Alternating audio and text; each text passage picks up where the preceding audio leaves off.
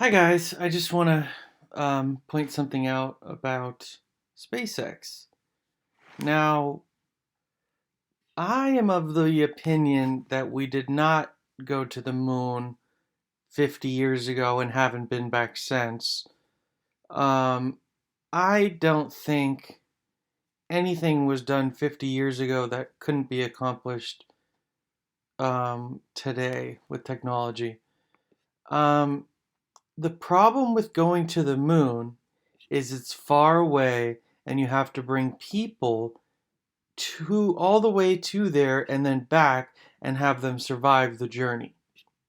Now, it is not impressive to leave the atmosphere, and it's also not impressive to land on the moon. The impressive part, the part that I find hard to believe, is the distance, the vastness of space in this middle part. And what I find so fascinating about this article explaining it is if you okay, I'm just on SpaceX.com, like I'll start over. If I just Google SpaceX, go to their main thing, first of all, it's called the Dragon. There's also sex in the name. Um, I won't even get into that, but basically, if you go down, let me just explain it to like someone who's actually thinking. If you go to, there's the moon part somewhere.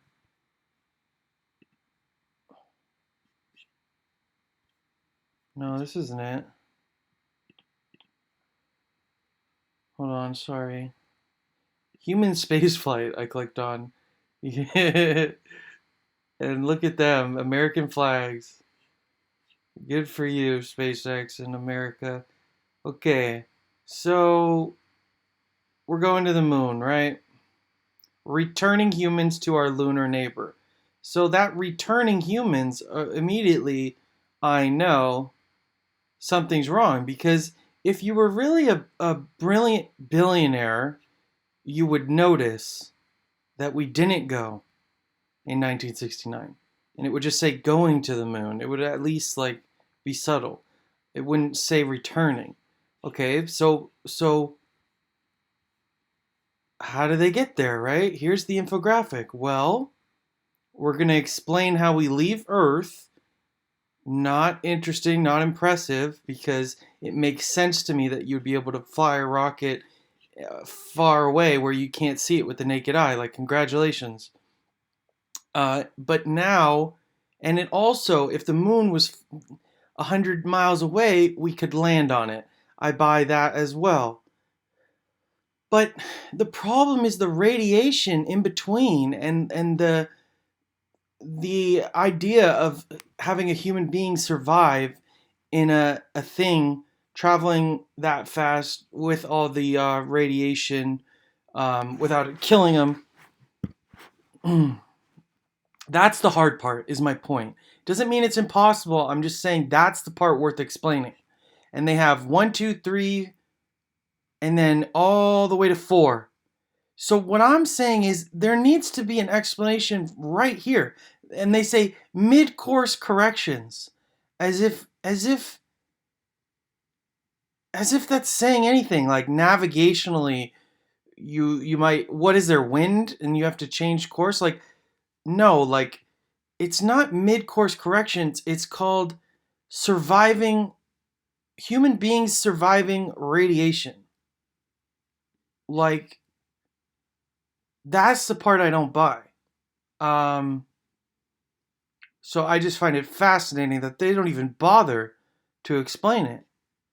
They're not saying, "Oh, and here's all the complicated shit." Because here's my main point. Take out the moon and put Saturn. Fuck Mars, fuck the moon, Saturn. Or Planet X. Or I'm trying to think of the farthest planet imaginable. Saturn. I'll just use it as an example. You could use this infographic for Saturn. Look, you just leave Earth's atmosphere and then you teleport to Saturn and then you land on Saturn. And then you teleport back and you land like there's There's no explanation here. If this graphic explains going to the moon, then it also explains going to Saturn, because there's no difference. Yeah, it's just, oh, just a mid-course correction, just turn left for Saturn, turn right for the moon. Like, this is so scientifically stupid, in my opinion, that I had to bring attention to it, because again, you could put anything here. You could put any planet in the entire universe, multiverse, anything, and this graphic would fly. As long as you can explain that we know how to leave, so you can't see us anymore, and we know how to land on something if it were close by and we weren't dead by the radiation in the middle, or like, the billions of miles it would take to go to Saturn. I'm not an expert. My point is, this is the interesting part. The flying a metal thing through the vastness of space and surviving as a human. That's the hard part. This is child's play. Landing on something or flying up on something. That's like an airplane. It takes off and it lands. Congratulations. We need to know about the middle of the journey. I mean, what a fucking joke this is. It's just a fucking joke. So, have fun not thinking. But I think that this doesn't make any sense. It's just a pretty website designed to trick you. There's just nothing scientific going on about mid-course corrections. Yeah, sure. That's the hard part, is your little GPS. No, it's the part about surviving the vastness of space. Like, how about this? Is there radiation in space?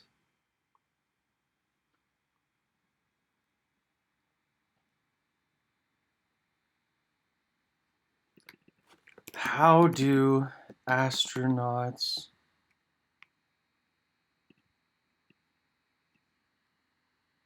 survive radiation?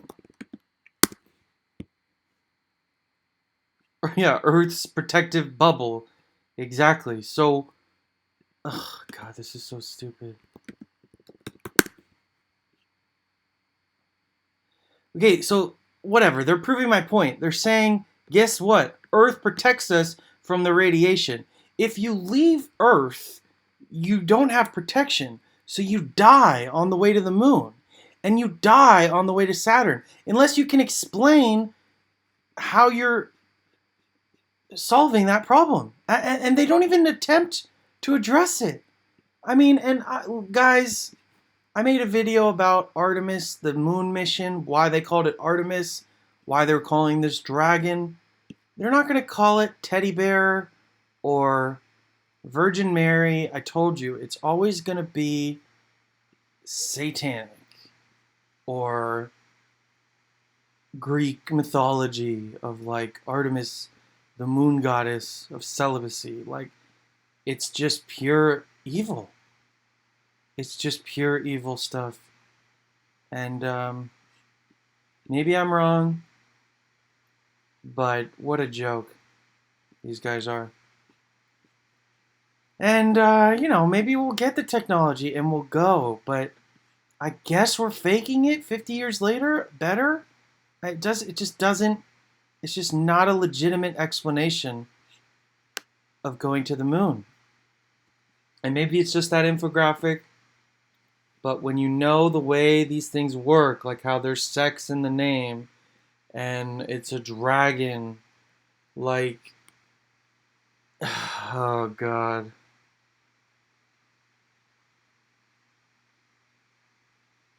It's just ridiculous.